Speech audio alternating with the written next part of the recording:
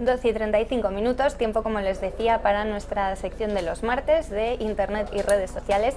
Hoy de la mano de Álvaro Merino. Álvaro, bienvenido. Muchísimas gracias. Muy buenos días, ¿cómo buenos estás? Días. Encantado de estar aquí. A ver si te presento bien, porque es complicado. Tú eres uno de los speakers más conocidos que tenemos en España sobre talento, felicidad. Eres coach, eres facilitador, estás en la escuela del Real Madrid de la Universidad Europea. No he dicho todo, seguro, pero he dicho un poquito, ¿no? Bueno, sí, yo me dedico a trabajar en el deporte de alto rendimiento y en el mundo de la empresa. Es verdad, en el 2006 lanzamos la Escuela Universitaria del Real Madrid, que es una escuela de grado y de posgrado vinculada al mundo del deporte, para tratar de entender el deporte desde todas las perspectivas. Y ahí estuve director casi 5 años y ahora, bueno, pues como un miembro más del claustro, y también me dedico a dar muchas conferencias. Enfocado al talento, ¿no? Todo lo que tú haces tiene mucho que ver, aparece siempre en blogs, en tus libros, la palabra talento. Estás como muy enfocado también a la felicidad, porque bueno, está muy relacionado, ¿no? El saber desarrollar bien tu talento, pues al final es lo que te lleva, supongo. Tú nos lo contarás mejor. ¿Por qué faceta empezamos? Bueno, pues si quieres podemos hablar de talento, ¿no? Que parece que puede ser un motor, ¿no? de todo. Bueno, el hecho de que pues tú estés aquí, que yo esté aquí, pues es gracias a descubrir nuestro talento y a entrenarlo, ¿no? Que esto es un factor. Porque se puede entrenar. Porque hay gente que dice, es que a mí no hay nada que se me dé bien. Bueno, pues a lo mejor no se te da bien cosas manuales, difíciles, pero algún talento tienes, yo seguro. Estoy Solo hay que encontrarlo. De que todos tenemos un talento para algo. No significa que seamos los mejores o las mejores, pero todos tenemos un talento para algo. Lo importante es cuánto tiempo le dedicamos a entrenarlo, ¿no? Y si estamos en el lugar adecuado para que ese entrenamiento sea eficaz, ¿no? Tú todo esto lo vas contando a través de un blog que tienes, que tiene muchísimas visitas, que se llama Pulgada a Pulgada. Ahora lo van a ver en sus pantallas enseguida. ¿Cómo surge para ti la idea del blog? De forma un poco natural, me imagino, ¿no? Cuando estás en contacto con tanta gente y a través de conferencias, etcétera, pues es una forma como de seguir en contacto con ellos, ¿no? Sí, pues fíjate, un poco esa es la esencia, ¿no? Porque muchas veces cuando das una conferencia o cuando haces un taller con la gente, es verdad que tiene muchas veces un efecto botella de champán, ¿no? Ese impacto inicial tiende a desaparecer y el blog aparece como un pequeño avituallamiento, ¿no? Por utilizar un término deportivo, en el que permites que la gente todas las semanas, todos los lunes, que es cuando yo lo escribo, puede reflexionar, empezar la semana con una idea, cuestionándose cosas, que yo creo que es una cosa muy necesaria, ¿no? Hacernos muchas preguntas, ¿no? Tú eres facilitador, coach, yo creo que todo el mundo ya a estas alturas sabe de lo que hablamos, pero bueno, si hay alguien que nos esté viendo y que diga, no sé qué dicen, ¿cómo se lo explicarías? Vale, mira, yo por ejemplo en el mundo del deporte ayudo a muchos entrenadores y a deportistas a ser capaces de expresar su talento en un entorno de mucha complejidad. No es lo mismo hablar en público que hacerlo pues delante de unas cámaras, o no es lo mismo jugar al fútbol que hacerlo en una final de una Champions, ¿no? Y sobre todo abordando muchos aspectos emocionales, ¿no? Es decir, el que Usain Bolt, este superatleta, ¿no? Entrene 4 años para que un día, 1 hora, en menos de 10 segundos se juegue todo su trabajo, no solamente es el trabajo físico que hace, ¿no? Sino cómo emocionalmente está preparado para que en ese momento su talento se exprese al máximo, ¿no? Y eso requiere de un trabajo que va más allá del mero trabajo físico deportivo, claro. ¿no?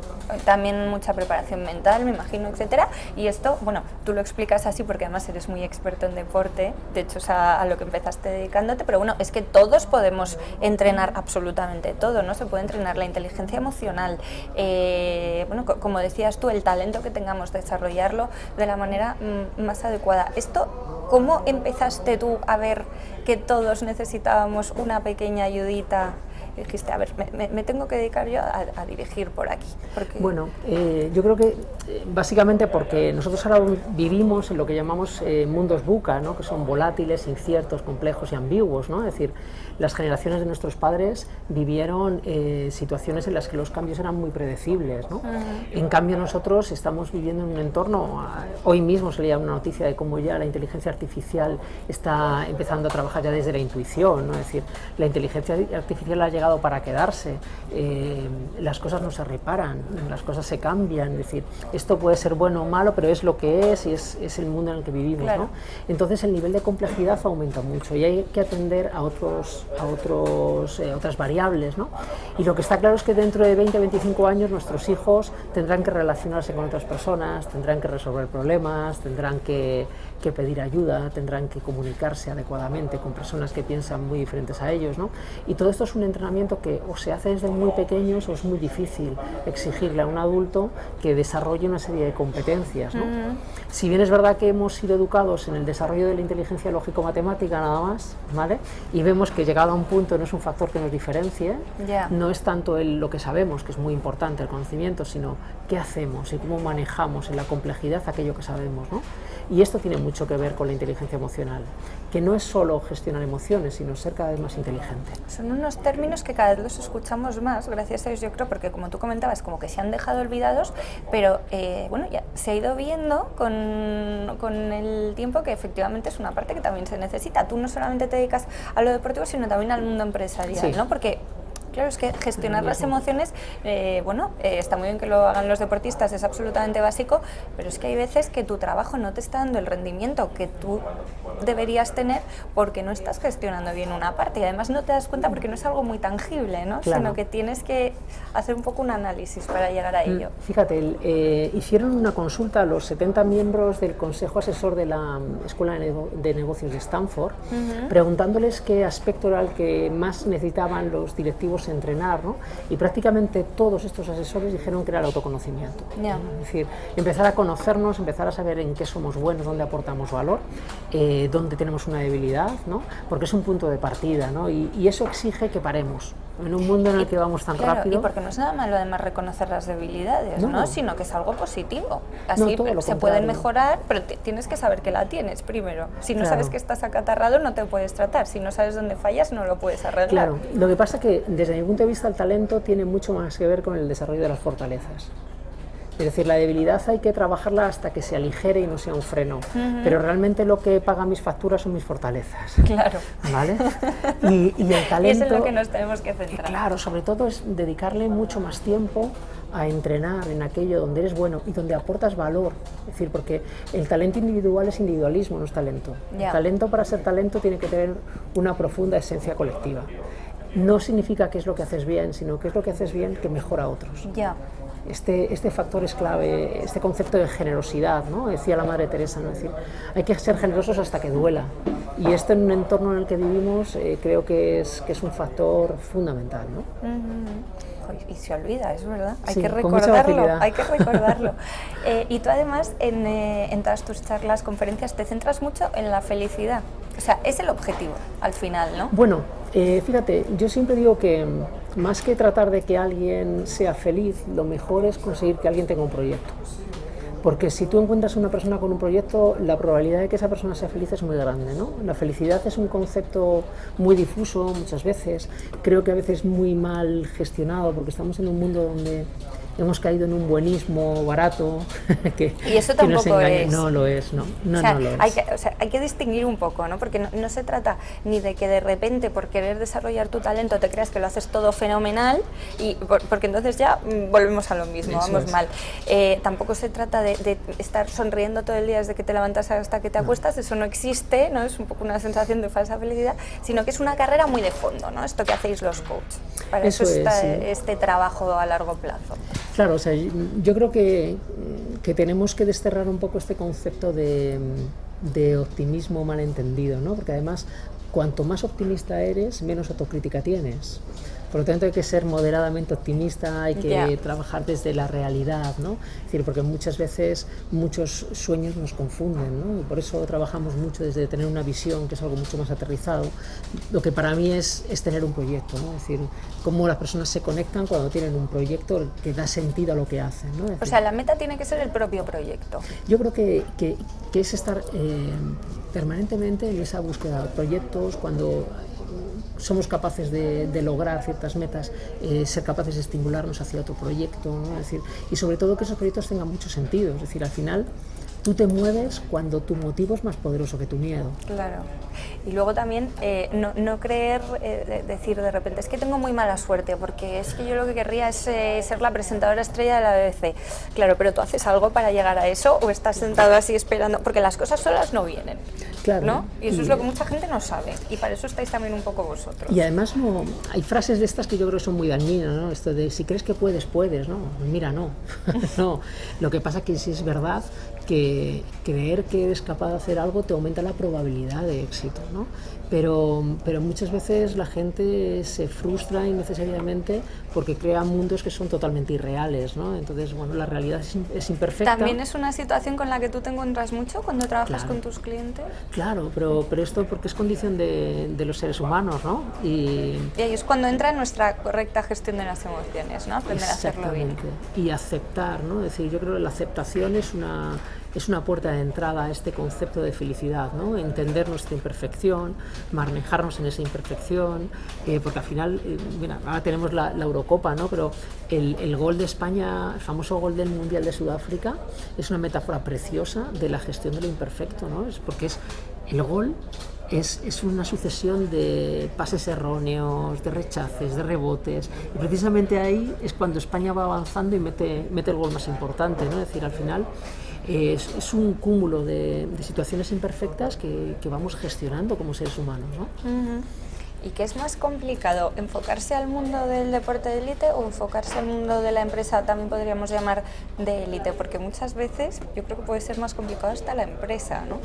Bueno, cada entorno tiene lo suyo, peculiaridad, ¿no? Es decir, hay muchas cosas en común, pero hay cosas diferentes, ¿no? Por ejemplo, una cosa muy interesante es que en el mundo del deporte de élite se entrena 6 veces más de lo que se compite. Y en la empresa estamos compitiendo permanentemente. Todo el día. Claro, y un deportista que compitiera a más alto nivel durante mucho tiempo se termina lesionando, y esto es una cosa que pasa en las empresas. En el mundo del deporte, por ejemplo, en el mundo del fútbol, tú tienes 25 jugadores que entrenan toda la semana y la mitad de ellos no pueden ejercer su profesión el fin de semana. Uh-huh. Y sin caer en tópicos, pero ¿quién gestiona mejor las emociones, los hombres o las mujeres? Porque siempre se dice que las mujeres mucho mejor, pero yo creo que las mujeres pecan mucho más de eso que tú hablabas, de frustración, de como tradicionalmente han sido amas de casa y ahora han tenido que salir al mercado laboral, intentan hacerlo todo perfecto, es imposible, nadie llega, no saben aceptar sus debilidades, ¿no? Son perfiles distintos, ¿no? Son perfiles distintos. No creo que sea una cuestión de quién las maneja mejor. Yo creo que es una cuestión de mirar qué entrenamientos se han hecho desde pequeños, ¿vale? El cómo te han educado, cómo has ido aprendiendo emocionalmente, ¿no?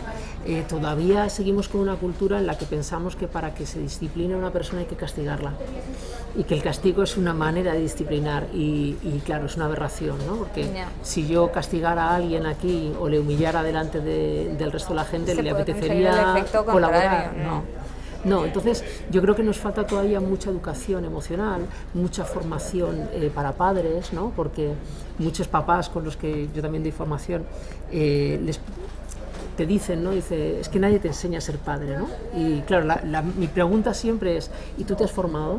Ya. Es que la gente no se forma, y las mujeres se forman mucho más que los hombres, desgraciadamente. Bueno, es verdad que tenemos una cosa en contra, que es ese querer siempre ser perfectas, llegar a todo. También tenemos una cosa a favor, y es que desde pequeñas nos han dicho que se pueden mostrar las emociones, cosa que a los hombres no. O sea, ya los hombres... Otro concepto cultural. 30 y pocos años, así, o sea, yo veo diferencia con los que tienen 10, 20 años más. También dentro del mundo de la empresa, ¿no? Yo creo que cuanto más jóvenes son los hombres, más igualados están a nosotras. En cambio, pues eso que siempre se dice, jefes de 50, 60 años son duros en general. Habrá de todo, como en la viña del Señor. Y sobre todo no mostrar las emociones que no son placenteras. Como dicen, al trabajo se viene llorado. Claro. Que muchas Y veces este es otro error de partida. Bueno, en tu trabajo sigues siendo tú, no apagas tu cerebro y te pones un pilotito automático, ¿no? Eso es. Yo creo que ahí falta mucha educación emocional, entender que las emociones no son ni positivas ni negativas, todas son positivas, pero hay emociones placenteras y emociones que no son placenteras. No lo son. Pero el miedo es una emoción maravillosa, es decir, antes de entrar en directo yo tenía mis mariposas, y esto es porque lo que estoy haciendo, lo que ahora mismo es importante, ¿no? Entonces eso es lo que me mantiene activo, y ese es el miedo. Es decir, es bueno siempre y cuando sepas gestionarlo, ¿no? Exactamente. No te paralices. Exactamente, que es lo que nosotros en el mundo del deporte llamamos activación. Bien, y es estar preparado para competir, que ahora pues estamos compitiendo, porque estamos en directo, estamos en televisión, ¿no?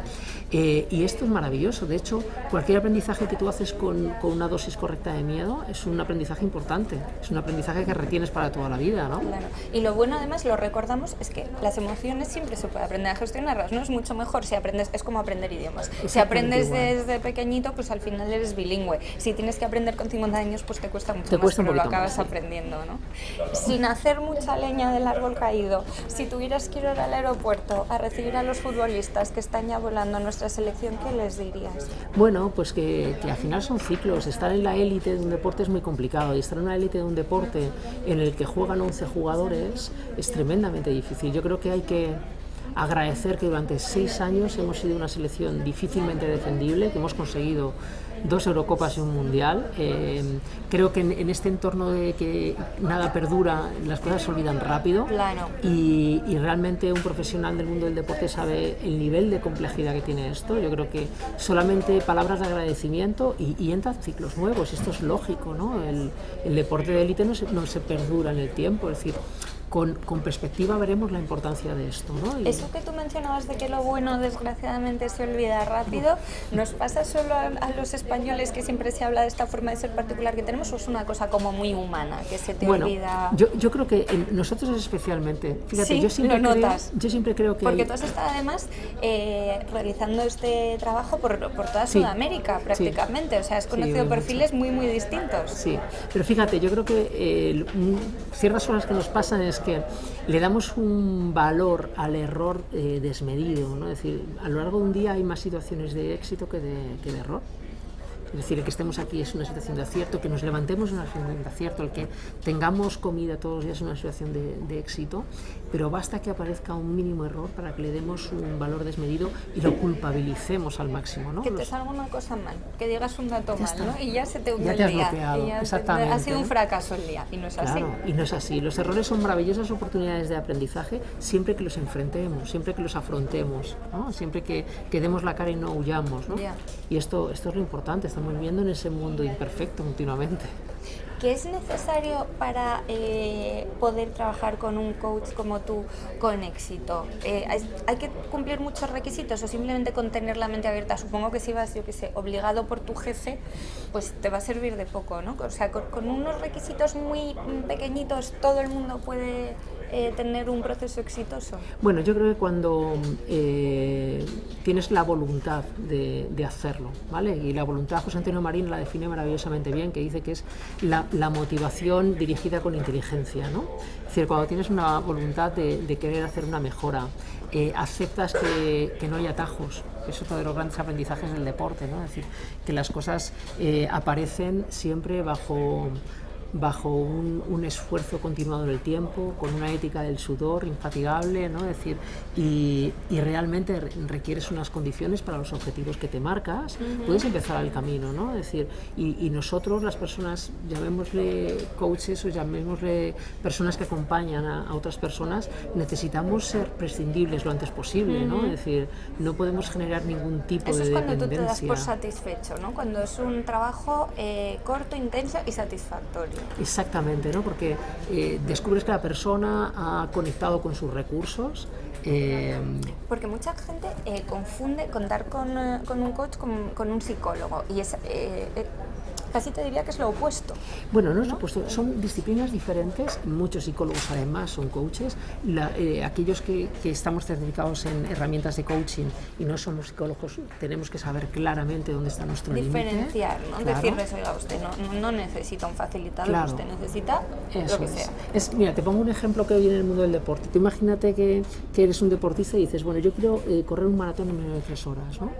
Y dices, bueno, fantástico. Dice, pero tengo una lesión en la rodilla, tengo una triada. Empezamos regular. Dice, pero estoy muy motivado. No vale. No, vete a un médico que te opere, a un fisioterapeuta, a un readaptador, y cuando estés bien, Entonces trabajamos para conseguir un objetivo de rendimiento exigente, ¿no? Es decir, pero no vale, nosotros tenemos que saber si las personas están preparadas para hacer ese proceso o requieren de otros profesionales para solucionar otros aspectos, ¿no? Si el psicólogo además es coach, puede hacer todo el proceso, ¿no? Y es maravilloso, ¿no? Pero es que no tienen mucho que ver, aunque la gente se crea que sí. Es como tú decías, sería como un médico y un entrenador. Claro, pero si es un médico además ¿cómo es entrenador, no? Sería literalmente. Claro, eso claro, eso es. Pero por eso es muy importante saber cuáles son los ámbitos de actuación de cada uno, ¿no? Y a veces ¿encontráis problemas en ese sentido? Sí. ¿Veis que hay gente que se mete donde no debe? Bueno, pues como dice un amigo mío, si fuéramos buenos nos llamaríamos seres buenos, pero no nos llamamos seres humanos. Ya. Pues hay de todo, está claro. Qué bueno eso. Me ha gustado mucho la terminología. Lo del sudor como traído del deporte, el efecto botella de champán.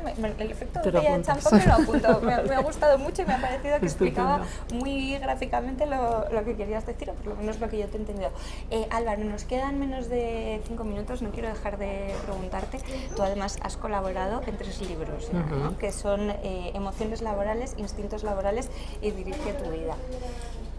Bueno, pues la verdad que Emociones e Instintos es un proyecto precioso que además tenía una orientación social, ¿no? Porque colaborábamos con una ONG en la que muchos profesionales pues interveníamos en capítulos, ¿no? Tratando de acercar el mundo emocional al mundo de la empresa, ¿no? Desde distintas perspectivas. Y Dirige tu vida es un libro al que le tengo mucho cariño, que hice con Javier Reyero, un periodista deportivo y también periodista general, en el que analizamos varias películas desde el punto de vista del desarrollo de competencias, liderazgo, trabajo en equipo, gestión de egos, inteligencia emocional, y en la que también participaban directivos, ¿no? A los que les pedíamos que vieran la película y que trataran de transferir esos aprendizajes al mundo de sus empresas, ¿no? Y cómo se trabajan en sus empresas, ¿no?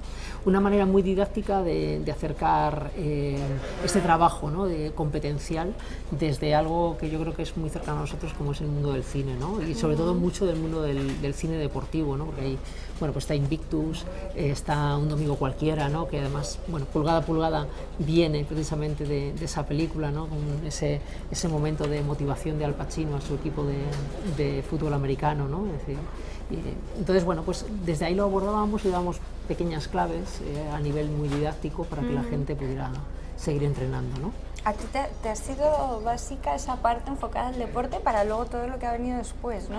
Ves perfectamente claro el camino, la cultura del esfuerzo, de entrenar para momentos concretos, ¿no? Claro, bueno, es que ha sido mi vida desde pequeño y ha sido también mis estudios universitarios vienen por ahí, entonces como el deporte tiene un efecto expansivo, ¿no? Y sobre todo para muchas personas es fácil de... No nos queda nada, pero explicar. Se me cae. Se ha puesto rebelde en el último momento. Has mencionado la gestión de egos. Ya es que solo escucharlo suena complicado. Bueno, ¿no? Yo creo que yo siempre digo esto de te han tocado y te lo has creído, ¿no? Yeah. Es decir, es muy fácil que el elogio nos eleve el ego, es muy fácil creérnoslo teniendo un cierto puesto, ¿no? Entonces, bueno, hay que rebuscar en la persona que hay detrás del personaje, ¿no? Si nos quedamos en el personaje, perdemos muchas oportunidades de conocer a la persona que hay detrás. Álvaro, nos quedan solo 2 minutos. ¿Algo que se me haya pasado preguntarte o tratar que consideres que es muy importante dentro de tu labor? Bueno, fíjate, quizá gran parte del trabajo que hago con equipos deportivos y equipos empresariales consiste... Para ti lo más satisfactorio ya veo que es siempre el trabajo en equipo. Bueno, es que al final en este entorno todo es trabajo en equipo. Es decir, no existe ningún deporte individual. Todos los deportes son colectivos. Puede tener una performance individual, pero detrás de Rafa Nadal hay un equipo. Detrás de un corredor de maratón hay un equipo. Detrás de cualquier deportista individual siempre hay un equipo porque el entorno es tremendamente complejo, ¿no? Entonces, es ser capaz de alinear todos los intereses, ¿no? Enfocar toda la energía hacia un propósito común, pues me parece que es maravilloso cuando se consigue, ¿no? Y cuando no se consigue hay que gestionar la derrota útil, y esto es lo que tiene el deporte. Claro. Quien tiene un equipo, por equipo me refiero a un buen equipo, tiene un tesoro, dirías tú. Sí, y fíjate, yo te diría que, por dejar una reflexión, es, por muy bueno que seas, tú sin tu equipo no lo vas a conseguir, pero tu equipo sin ti tiene muchas más posibilidades, ¿no? Yo creo que O sea, nadie es ese trabajo desde la imprescindible. humildad. Nadie es imprescindible, aunque la mayoría se comportan como si realmente lo fueran. Mira, qué bueno para terminar. Sí. Bueno, nos quedan 40 segundos. Álvaro Merino, muchísimas gracias por habernos acompañado. Ha sido una charla interesantísima. Espero que vuelvas otro día. Según vayas aumentando la biblioteca, nos cuentas. Álvaro Merino, uno de los mejores speakers que tenemos en España, enfocados sobre todo a la gestión de talento y felicidad. Y también miembro de la Escuela del Real Madrid de la Universidad Europea, que me ha encantado y no quiero dejar de mencionarlo. Muchísimas gracias. Nos quedan 10 segundos. Les dejo ya con el boletín de Radio Intereconomía para conocer lo que ha dado de sí la agenda política. Seguro que tenemos nuevas declaraciones y después con José Javier Esparza. Gracias y hasta mañana.